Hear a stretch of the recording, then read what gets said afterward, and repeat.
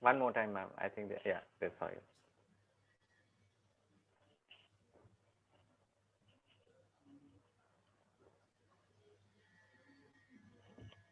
We are ready, ma'am. You ready? Am I audible? A little more, if you could increase the volume. Yeah, I think it's a maximum. I'll just come closer.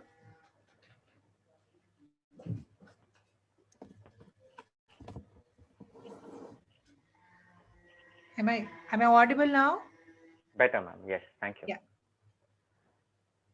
So what do I do? You're on spotlight right now. Yes. Okay.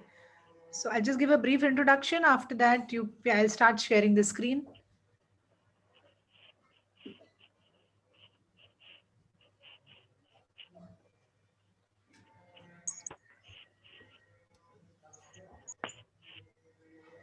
So Hare Krishna, everyone. I welcome you all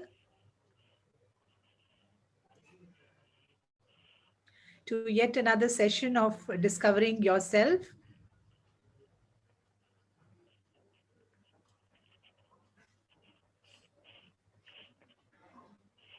This is our sixth and the final session.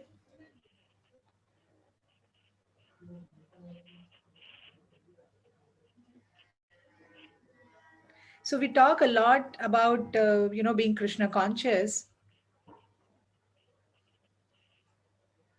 but the first step in being Krishna conscious is knowing about your own self.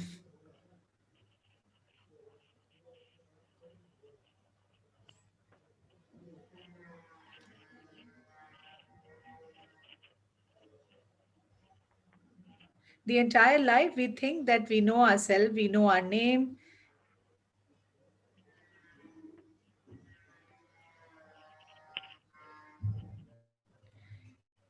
yet after all attending all these sessions, I'm sure all of you would have realized that we are not this body, we are way beyond this body. So this is not a recap of session 1, 2, 3 somebody is writing. It is an independent session.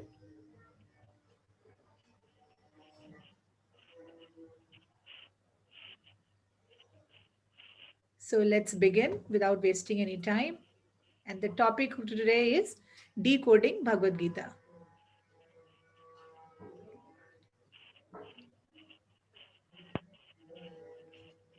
Shall I share the screen? Do I need a host, being host for that?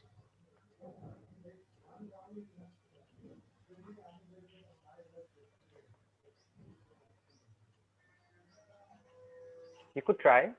Okay. Yes, I am a host now.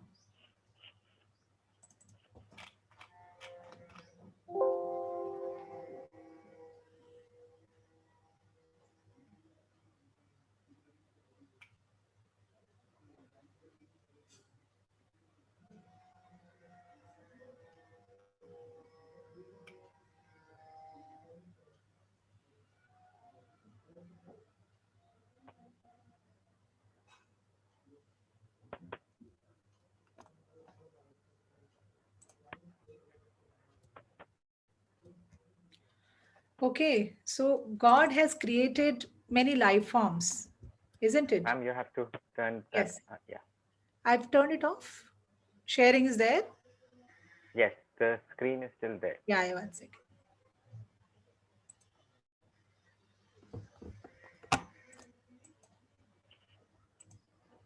Yeah, fine.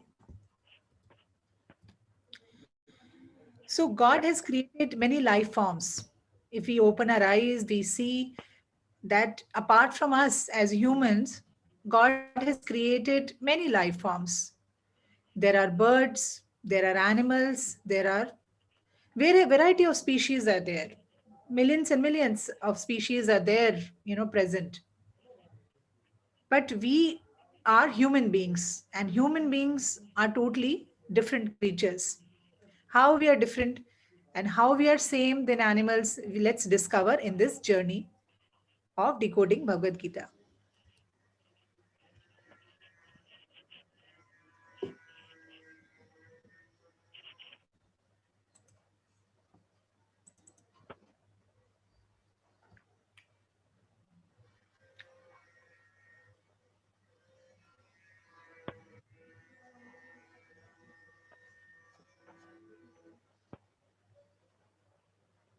Ma'am, could you increase the size Yeah, of the screen? 1 second.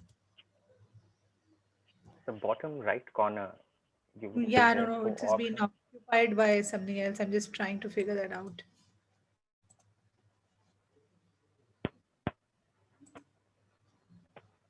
I'm trying to bring it in PPT mode. Right next to the slider, there is a small teacup kind of a thing. You click on that Yeah, again. that is actually not visible because of the screen sharing thing is appearing. 1 second. Yeah, fine. Yes, we have to go back one slide, ma'am. Yeah.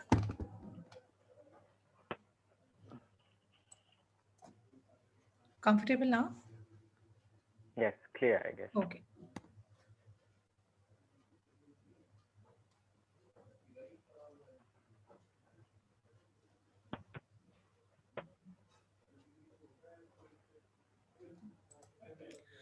Okay, so we saw on the screen, there are few things which are common between animals and human beings.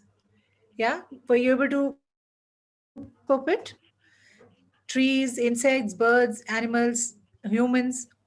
You see, all are living beings and they all share some common traits.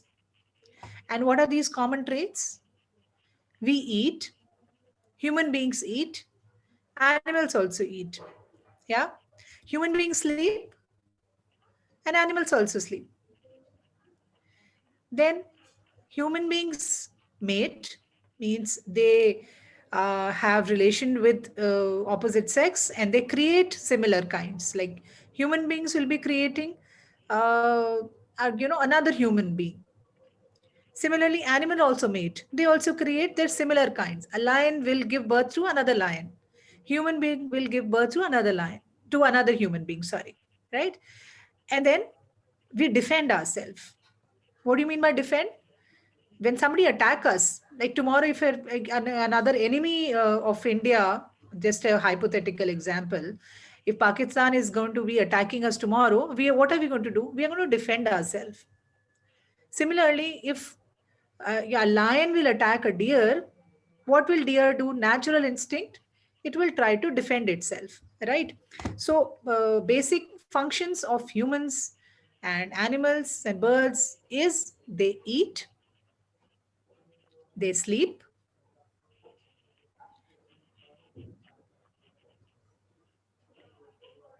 they mate, and they defend themselves. So basically, these are the very, very common traits between animals as well as human beings.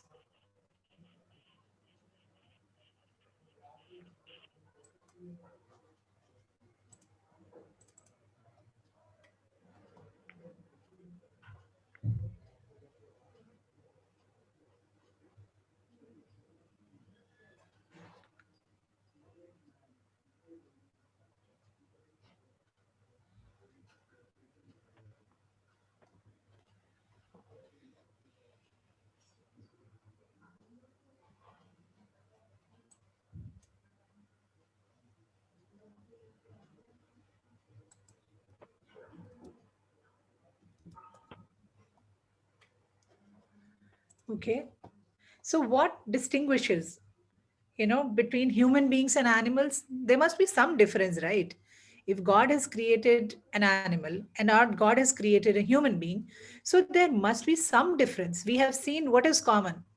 Both of us eat, sleep, mate, and defend. Yet there are differences. So let's see what the difference is. Now, human beings are not meant for quarreling like cats and dogs. Have you ever seen, two dogs? If they find a chapati or a roti, they will fight who is going to eat that roti. And cats, the moment somebody enter into their territory, they will start fighting. Yeah. So animals will be fighting and quarreling like that. But human beings are not meant for quarreling like cats and dogs. Human beings are given intelligence which are not given to other living beings. Animals as well as humans both have consciousness, but humans have a superior consciousness. I think few sessions back we also read that trees also have consciousness.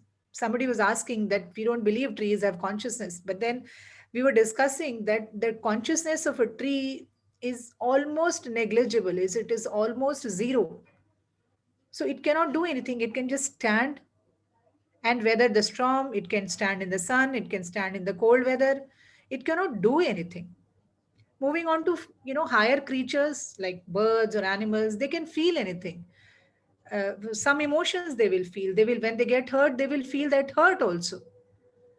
But human beings do all these things, but beyond that also there is something more to human being. It is not just eating, sleeping, mating and defending. Therefore, human beings must use their intelligence to realize the importance of human life and refuse to act like ordinary animals. So, no, one may wonder that humans don't behave like animals. Do we? I mean, I'm asking you, do you think we behave like animals? So, why there is a comparison? Do we really behave like animals? Do you really think we behave like animals? So, if we don't behave like animals, what do we do? I think if you try to reflect your own life, if you take out some 5-10 minutes in a day, what is it that you do which animals don't do? You sleep, animals sleep. You eat, animals also eat. You have relations with an opposite sex, animals also have. Then you try to defend, any animal will attack, you always lock your door at night.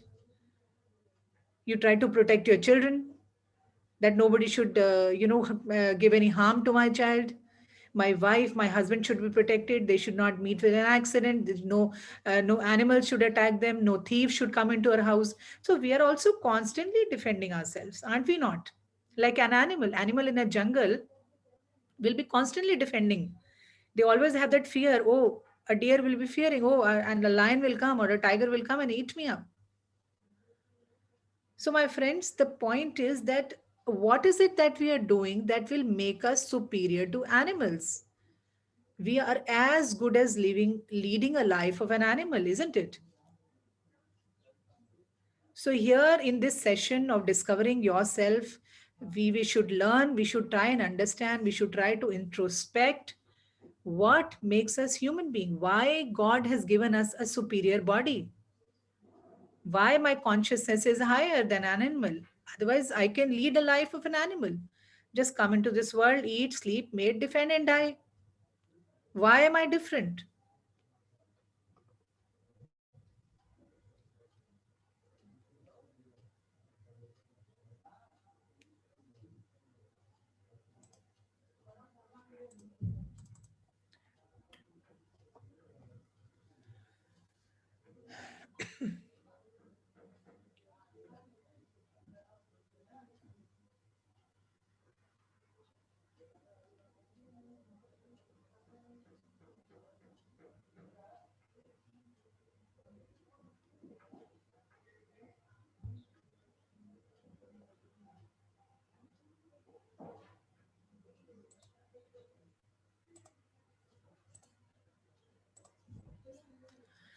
Okay, so basically, we are all asking questions. An animal will also ask question, right? It will. What does the question animal is going to ask? Where am I going to rest and sleep today? Human being is also doing that. What and how to eat? Animal is constantly wondering, what will I eat today? Human being is also going to office, earning money and planning how to get that money so that my family can be taken care of. How to find a partner for mating. Our parents will be looking out for a groom or a bride for us, a good person, so that we can spend our entire life with that person after marriage. Animal is also doing that, trying to find a perfect partner for mating. Then we are also protecting, animals is also protecting. But human beings can ask questions beyond these above questions. They can ask questions beyond rest, sleep, eat, defend, mate. They can ask, Why do I exist? Where did I come from? Where will I go after death? And if we do not inquire these kind of questions, then we are as good as animals. These kind of questions will distinguish human beings from animals. Else, if you look at it, we behave quite in a similar way as animals do. We are always and always worried about resting, sleeping, eating, mating, and defending. And unless we ask those questions, what am I doing in this material world? What is my purpose of coming here? Why did God not make me a dog or a cat? Why did specially God gave me a birth of a human being? What is the special mercy that God took on me and he did not make me a mule or a cat or a dog or an insect? Why did God just specially gave me a human birth? So these kind of questions we must inquire within ourselves. These are the kind of questions all of you, after finishing this session, should ask yourself. What is the purpose of my existence? Why did God give me a human body? Okay.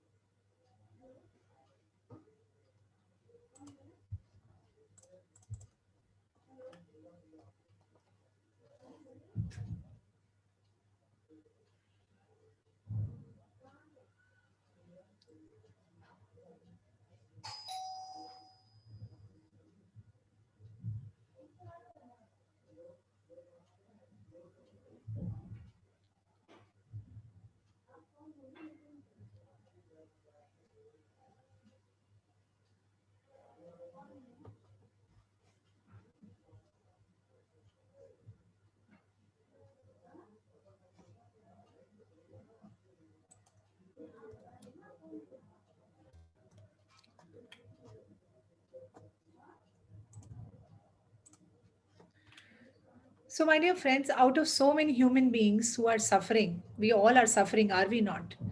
We are getting some injury, we are getting some disease, we are constantly struggling for earning bread and butter, we are going to offices.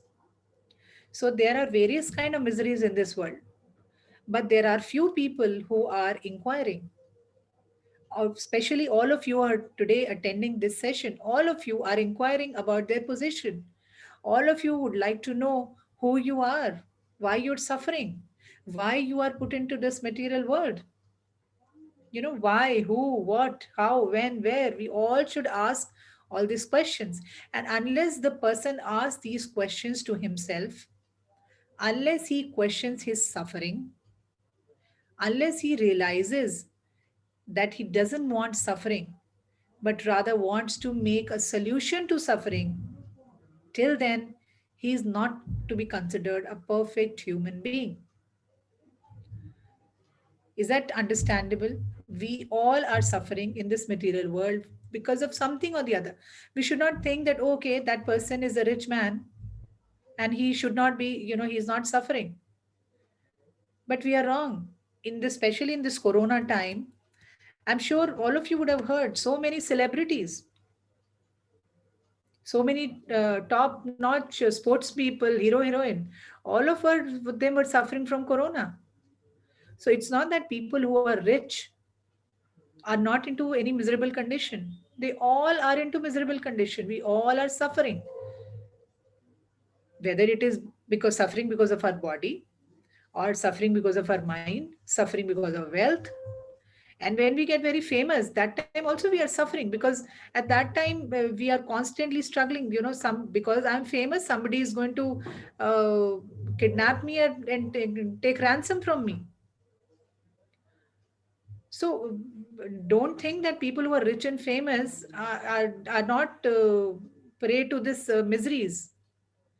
The moment you come into this material world, miseries are inevitable,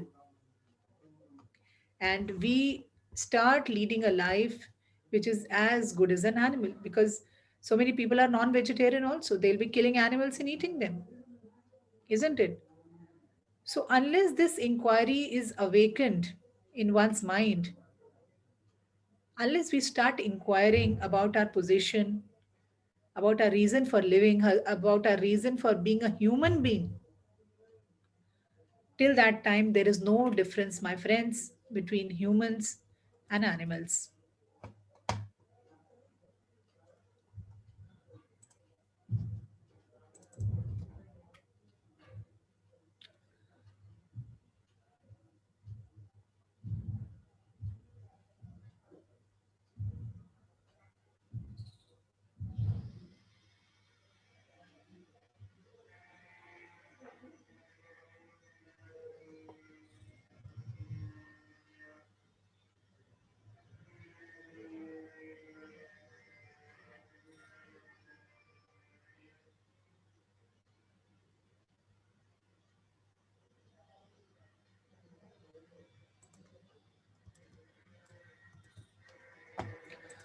So, in this world, nothing is permanent. I'm sure that after attending all these questions, all these sessions, till now, most of you would be realizing that we all are temporary in this world. We come for a certain period of time, we will live for certain years, and then we all of us die. Not just humans, even animals, birds, insect, everything is prone to death. We eat, yes. When we are hungry, eating is important. We sleep, yes, that is also important. But what more? What next? What is it that truly counts in life? What is really valuable? And that leads to the question, what is the ultimate purpose of living? In this material world, let's accept that nothing will last forever. So why is it that we long to live and live forever? Have you ever wondered that all of us think that we are not going to die? We live in a way that we think that we are not going to die. We think that we are going to live forever. And believe me, people who are very, very fit also, who are very strong, who will be probably going to gym and who are uh, very good in terms of their body maintenance, they will also die. So nothing lasts forever. Is that understandable? I mean, I hope this thing is clear. Let's accept that nothing is going to, sustain for a long time. Everything is going to finish.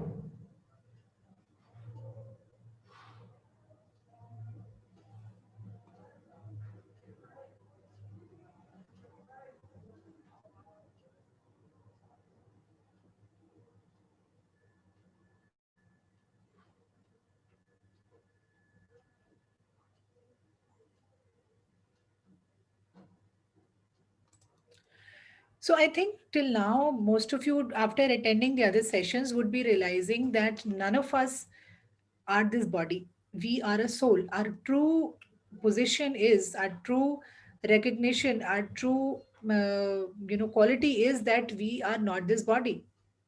We are a soul. And this body, which we all can see, like you can see, and talking to me, you can see Saurabh. We are all this body. We are actually not soul. The soul is separate and the body is separate. So, point is, my dear friends, that this body, which is temporary, is going to go away. Yet we are thinking that we are going to live forever. So, when we know this body is temporary, okay, so where do I get this thought that I'm going to live forever? As simple like suppose if you've never had a pizza in your life, do you think you're going to desire a pizza? The desire comes only when you have tasted it. So, this desire to live eternally is coming from the soul, because everything around me is temporary. My body, my friends, my relatives, my house, everything is temporary. Then why do I feel that I should live forever? Where does that feeling of permanence come from? That feeling of permanence come from the soul which is inside us. That soul is permanent. It has been living eternally. So many births we have changed. We might be human being in this birth. We might have been some other species in other birth. But this soul, which is permanent, constantly reminds me that I am permanent. And that permanence makes me feel that I'm going to live forever. But we are actually unfit. We are packaged in a body which is temporary. The body is temporary, but the soul is permanent. So actually, it is a very mismatch. Body is, the soul is trapped in a body which is temporary. So that is why we are constantly struggling with the thought that, okay, I'm going to live forever, but that doesn't happen. So the soul gives you being having a soul of a human being is actually a unique privilege of human being, because they have higher level of consciousness. All these thinking, actually whatever I'm talking here today, I'm sitting here and talking to you. All these kind of questions, all these kind of thinking uh, happens only to human beings. An animal will not, you know think all these questions. They will not be sitting here and talking about all these issues. Discovering your own self session happens only for human beings. So my dear friends, make use of this human birth is what the session is all about. Please do not waste your human birth. It is a very, very valuable human birth. Very, very valuable body that you've got. Through this body, you can create wonders for yourself. And also, you can destroy yourself. The choice is yours entirely.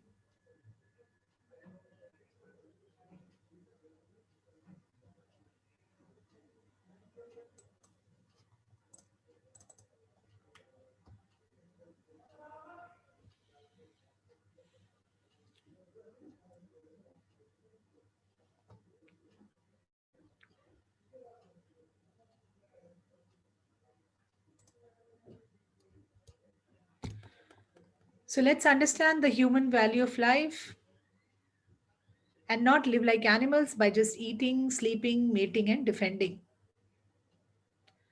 I hope it was simple to understand that why should we use our human life? Why should we not waste it by simply eating, sleeping, mating, and defending?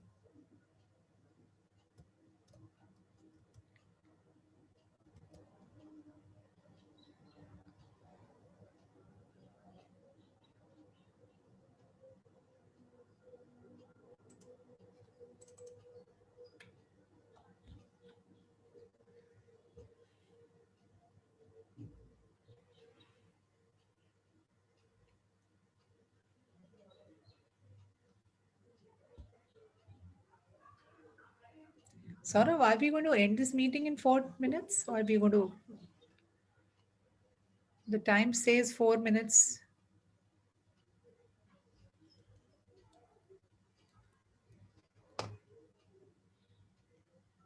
I think you need to renew it. Or it said free meeting. Ma'am, you see there's Ramakrishna. He just explained that after 3 minutes, it will automatically turn off, and then we both have to, everybody has to think on the same link. Okay, fine. Just join and we end. Okay. So, my dear friends, please try and understand the aim of your life. Ma'am, Ramakrishna has to say something. Okay, yes.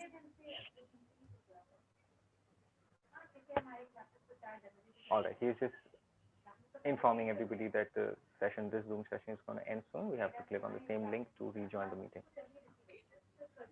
Shall we exit? The chat, Ranjini says we should save the chat. Chat, if we can save it. Who's going to save?